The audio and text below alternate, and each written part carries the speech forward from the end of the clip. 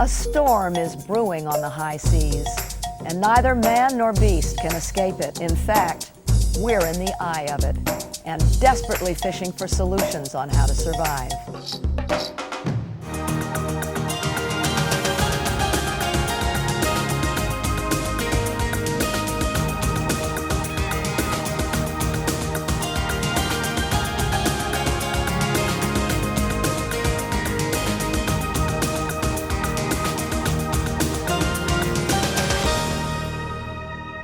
I'm Jane Fonda. Welcome to People Count. Oceans are powerful things. They sustain vast amounts of marine life, influence weather patterns, and protect us against climate change by absorbing greenhouse gases. The ocean's ability to counteract climate change is needed now more than ever as global temperatures continue to climb. Do you know that July 1998 was the hottest month on record? And the 1990s have been the warmest decade in 600 years. While Earth's oceans are powerful enough to help fight against climate change, they are also vulnerable to things like overfishing, pollution, and development. To raise awareness about the damage we're doing to our oceans, the United Nations declared 1998 the Year of the Ocean. And while awareness is critical, action is also key in protecting oceans and all marine life they hold. Polls show many people want tougher laws to protect our oceans and other shared natural resources, but others think some laws have gone too far and believe these regulations aren't the answer to saving our seas. Filmmaker and photojournalist Barbara Pyle takes a topside view of how our oceans are faring. She travels to a fishing port in the northeastern United States where there is plenty of activity, but not from the fish. Roger, Captain. We're going to go ahead and send a boarding team over. They think we're crooks. I just don't feel that's American. Just what are these Coast Guard officials looking for? Illegal drugs? Illegal immigrants? No, illegal fish. Marine life is plummeting, largely because of overfishing. So the federal government is cracking down on catches. And that's triggering a tense battle on the high seas, where the exchanges may be polite. We got one. All right. But beneath the surface, tempers are flaring. I mean, why don't you respect me first before I respect you? I get nervous every time I see you. Where is this battle brewing? All over the world. Fish stocks are dropping everywhere, from the Philippine Sea to the Atlantic Ocean. Fishing communities are suffering too. Communities like Gloucester, Massachusetts. Gloucester is one of the oldest fishing ports in the United States. A statue dedicated to residents who've died in stormy seas stands in the town center. But it's a different kind of storm that's taking over this historic port right now, and fishermen like Sammy Novello are right in the middle of it. Well, I'm a third-generation fisherman. My grandparents come from Italy, and they started fishing in Gloucester. My mother's side, there were 6 brothers. They all were fishermen. And my father's side, there were 6 brothers. They're all fishermen. When I was 9 years old, I started fishing with my father. My father always had us kids down there working on the boat, getting the boat ship shape. We changed the name to Vincian after my grandmother. Put a lot of time in there. I probably got half my life on the Vincian, seriously. It's a life where sleeping in is never even considered. And that's just fine with Sammy. Every morning I get up at 3 o'clock automatically without setting the alarm. And I just come down and get the weather. The weather's good, it's a go. Well, not quite. Before Sammy can leave the house, he has to call in to fishery officials. Fishing vessel Vincian. I have to check in with the government to let them know that I'm going fishing. So we're only allowed so many days fishing, and they keep tabs of time fishing. Okay. Where am I living? You know, this is like a Gestapo checking up on me. You're regulated right to death, and you know, it's tough. U.S. officials and environmentalists say the regulations, popular or not, are critical to rebuilding fish populations and more needed than ever. A new study from the World Wildlife Fund says the global fishing fleet is so large now, you would have to cut it by 2/3 just to get it down to a sustainable size. For fishermen, it seems the smaller your operation, the more the regulations hurt financially. I wanted to see for myself how the restrictions affect the smaller fishermen. So I met Sammy before dawn on his boat, the Vincy Inn. Hi, Barbara. Hey, morning, Sammy. Welcome to one of the oldest draggers on the East Coast. Oh, I'm looking forward to this. Come on, I get you. Oh, boy, what a gentleman. As we pulled away from the dock, Sammy reflected on the man who was the first captain of the Vincy Inn. Really? Wow. Yeah, my dad he was an innovator. Sammy's father died a few weeks before my visit, but Sammy says his memory will always be alive on the Vincy Inn. I call him probably one of the best dragon fishermen of his era. I had the flag half-mast and his honor. Since Sammy's father first took the helm, fishing regulations have changed dramatically. Besides calling in, there are now entire areas off the New England coast that are closed to fishing, creating safe havens for fish to grow and reproduce. We have more closed grounds to fish than open grounds. The size of fish which can be legally caught has been increased, along with the size of the mesh used to catch them. It's a 6-inch net, and what the government just come into effect to use in the last 2 years. It's 6-inch from diamond to diamond. If you measure in between here 6-inch, the fish would fish right through it. With this kind of a net, the fish would go right through it.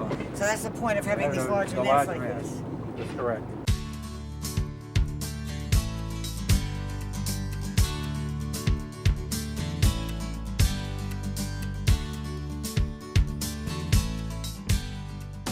We got codfish, blackback, yellowtail.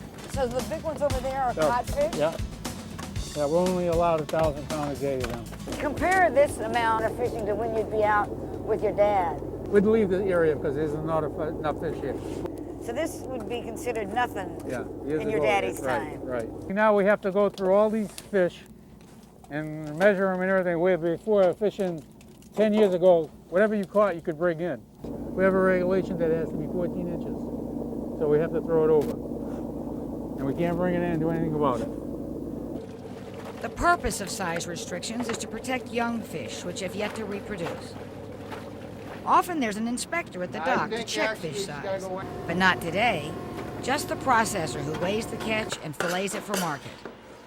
All but one fish, that is, which Sammy proudly takes home to his mother. This is what you call woodfish. It's also called catfish. And you can do it many ways, Sammy. Yeah. So we'll do it 3 different ways. We'll make cutlets, we fry it, we'll bake it, and I'll make a stew. How does that sound? Sounds good. You're leaving a lot of meat. I should have done it to try and clean it myself. You want to try the size yourself? Besides having the reputation as one of Gloucester's best cooks, Sammy's mother is also known for speaking out on the fishermen's behalf. I am the daughter of a fisherman, the wife of a fisherman, the mother of a fisherman. Now I'm a widow of a fisherman. So I'm always fighting for them. With all those rules and regulations, they're not free. The fishermen are not free the way they were once upon a time. The regulations have come as quite a shock to fishermen like Sammy, who for decades could pretty much fish what they wanted, where they wanted. Back in the 70s, there was no enforcement at all. It was poor management by the government. They told us to go catch fish. They didn't give us any restrictions. I disagree with the general premise that there was, everyone was saying, oh, please regulate us. That was just not happening. Andy Rosenberg is the regional administrator of the National Marine Fisheries Service. He's in charge of managing the fisheries in New England. A lack of management in the 60s and 70s is what some say turned a problem into a crisis. The waters off the United States were heavily overfished by non-U.S. boats. A U.S. law ended that in 1977. It created a 200-mile fishing zone exclusively for U.S. boats. Countries all around the world followed with their own 200-mile rule. Some of the stocks are at low levels because of foreign fishing and never came back because the foreign fishing was replaced by domestic U.S. fishing. U.S. policies encouraged domestic fishing by offering low-interest loans and tax breaks, prompting many investors to jump into the industry wallet first. Technology also contributed to overfishing. Sonars and other fish-finding gear became standard on even the smallest of boats. These practices aren't limited to the United States. Michael Sissenwine is one of the U.S. government scientists who determines which stocks are in trouble. The fisheries of this country and throughout the world developed under what we call the inexhaustibility paradigm. That is, the belief that you just couldn't fish them out. But with fish stocks dropping, the U.S. government enacted fishing restrictions in the late 70s. After intense opposition by the fishing industry, many of those rules were scrapped. It wasn't until 1994 that restrictions were strengthened enough to effectively protect the fish. The Coast Guard routinely boards vessels to make sure fishermen are complying with all the rules. They let me go with them on an inspection day. That's when I first met Sammy. The Vincienne was the second boat we boarded. This was just a coincidence, doll. This was a planned thing, I can tell. We didn't know. Yeah, Hey. I can see the boat. Hey, we ought to go and see him now. We'll be all set. Conspiracy. And once we check the status of the vessel, it's safe, then we'll move into checking the fish gear, and the safety gear on board the boat. Sammy keeps them on their toes. What is this? That's a male. How can you tell? You can check by his two front legs. See how You're right. Okay, just checking you. Right on. Nice. The vast majority of fishermen are honest. They're out there trying to make an honest buck. There are a few out there that are becoming so sophisticated they're almost acting or behaving like drug smugglers. They use sophisticated electronics. They watch us. They work in coordination. They may cause a diversion to keep the Coast Guard away from the fishing vessels that are, say, in a closed area. Many fishermen believe punishment in those cases should be swift and certain. We all agree that if they catch someone red-handed doing something as nefarious as putting a liner in or breaking lobster tails and stuff like that, that they should hang the guy. Right. And the feds should know that we're not all out to break the law, and we're not all out to gouge the natural resource of the country for our own personal gains. If they'd put some of the laws that they started with mesh regulations and some of the days at sea 20 years ago, we wouldn't have this problem right now. Not even close to it. What they're trying to do is they're trying to take 20 or 25 years of abuse and correct it in 3 or 4 years. So I don't think we're going too fast at all. If anything, we're going too slow. You're trying to develop regulations that are good for the benefit of the nation. And to an individual fisherman, he may not be concerned about the benefit to the nation. He wants to make sure he can pay his boat mortgage next month. And sometimes those things are in conflict.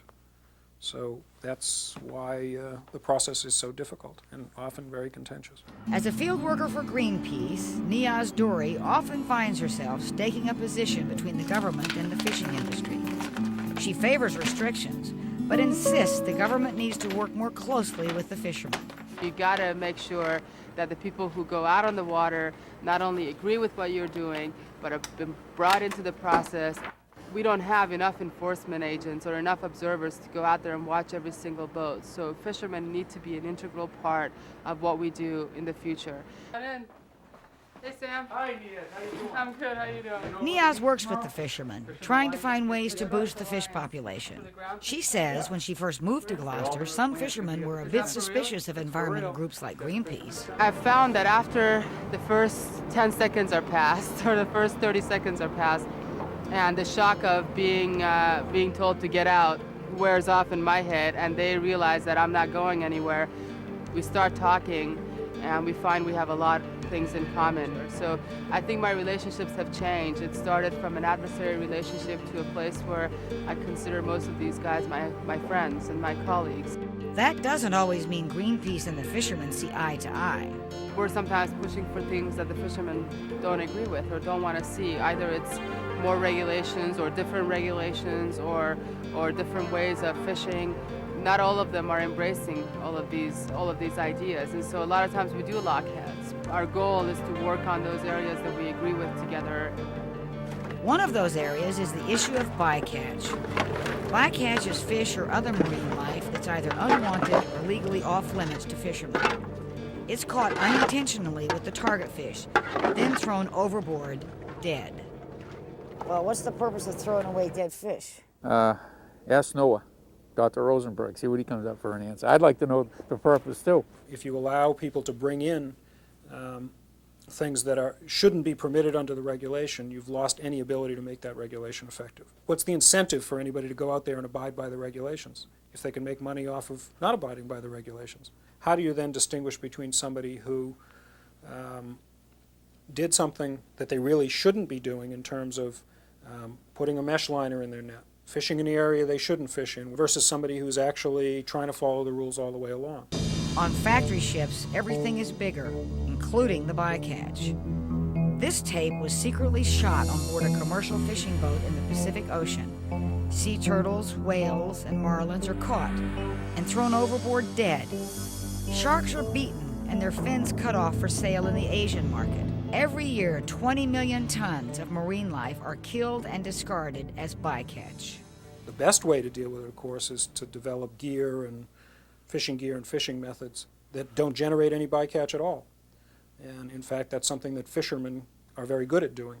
Niaz and many fishermen believe, in the meantime, bycatch should be brought in. First, you got to make sure the gear you're using and how you're using it does not promote bycatch. And then, if you can't return it to sea alive, which most of the time you can't, you bring it home and you count it towards the fish stock so we know what we're catching and what we're interacting with so we can eliminate it in the future.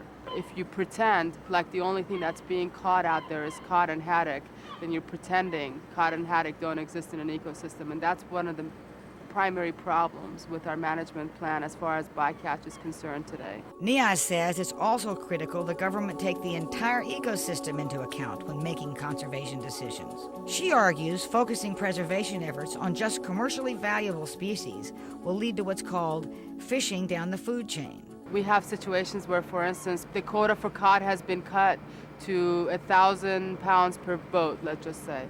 And at the same time, we allow boats to go out and catch the prey that the cod would rely on in order to make a comeback.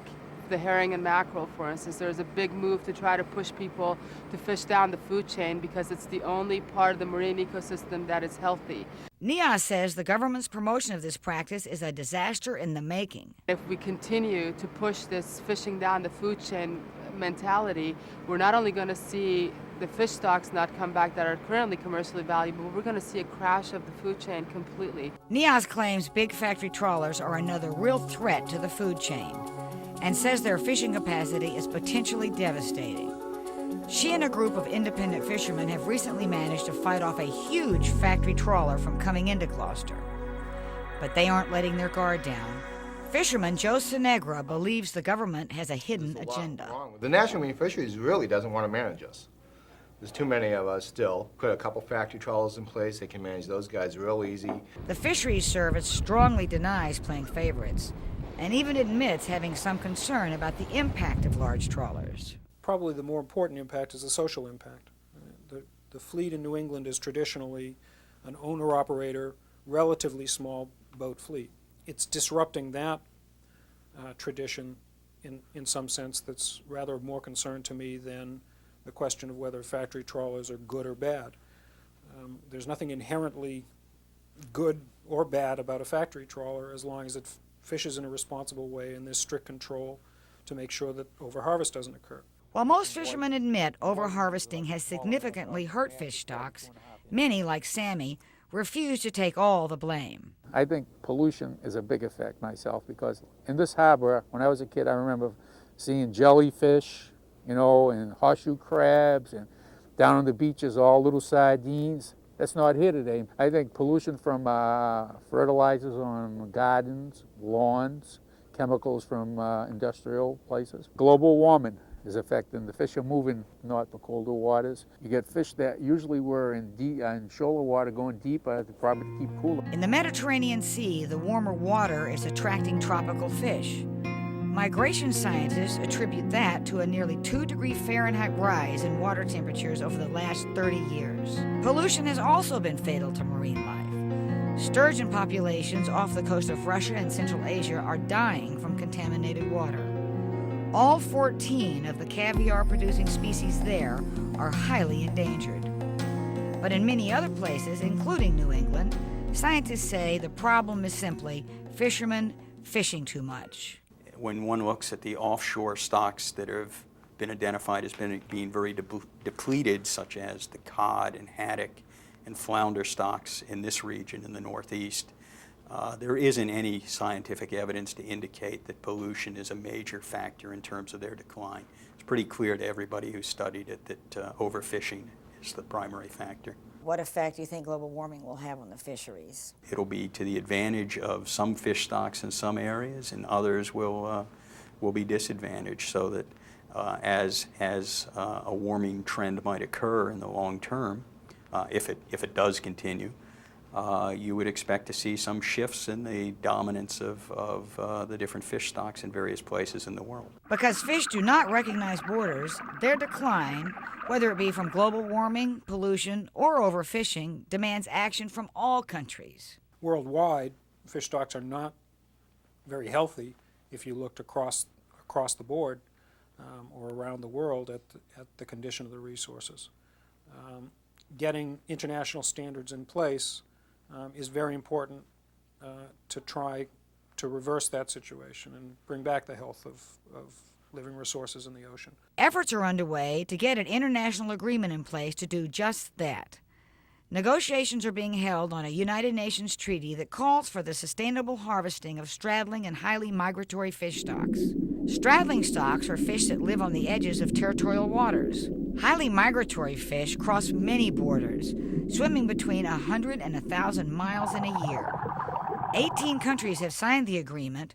30 more are needed for its ratification. International agreements are going to be key in making sure that fisheries regulations are adhered to globally, as opposed to just in little tight communities here in Gloucester or elsewhere. There are some encouraging signs for the future of fish stocks in New England. Since the restrictions have been put in place, some stocks are starting to recover. But will the fishing families of Gloucester survive? I believe that'll probably be the last novella to go fishing. All of Sammy's grown children have stayed away from the docks, pursuing other careers. His 22-year-old stepson, who fishes with Sammy now, is hoping to get into the construction business. And Sammy's youngest, 14-year-old Adam, is unlikely to follow in his father's footsteps. So what are your plans for the future? I'm not really sure yet, but it's going to probably be in the business area, not fishing. Why's that? Well, from all my dad's warnings about fishing, the regulations, it's real hard now. But Sammy says no matter how tough the regulations get, he isn't quitting. I have, pride in the industry. I don't give up. I'll probably be the last fisherman, I'll probably be fishing till I'm 75, I think. The question is, how many fish will be out there when Sammy is 75? While some of the stocks in New England are recovering, the overall picture is not good. United Nations studies show 2/3 of the world's commercially valuable fish stocks are fished to or beyond their limit. A growing human population puts even more pressure on the dwindling supply of seafood. To revive fish stocks all over the world and to maintain a healthy, balanced ocean ecosystem, all nations must take action. The impact on fishing communities should be taken into account when considering conservation measures. But environmental experts say those measures need to be strong enough to be effective. The United Nations Food and Agricultural Organization is holding negotiations in Rome to reduce the size of the world's catch. Besides overfishing, other issues demand attention to safeguard marine life. Overdevelopment, including dams that block salmon migration, destruction of wetlands, and land-based pollution. Pollution that all of us can do something about. Engine oil, fertilizers, and pesticides wash into our storm drains and travel through our waterways into our oceans. Once there, the runoff contaminates habitats, killing fish and coral reefs. Reefs and other ocean life are also threatened by human-induced climate change. World leaders meet in Buenos Aires, Argentina, to hammer out details of a climate treaty adopted in December 1997. This treaty, the Kyoto Protocol, requires developed nations to reduce their greenhouse gas emissions. For more information on the climate treaty, write World Wildlife Fund, 1250 24th Street Northwest, Washington, D.C., 20037, USA. Or check out their website at www.worldwildlife.org/climate.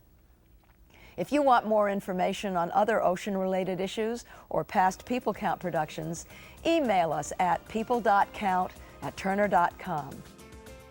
I'm Jane Fonda. Thanks for joining us on our worldwide journey, showing that the actions of all people count.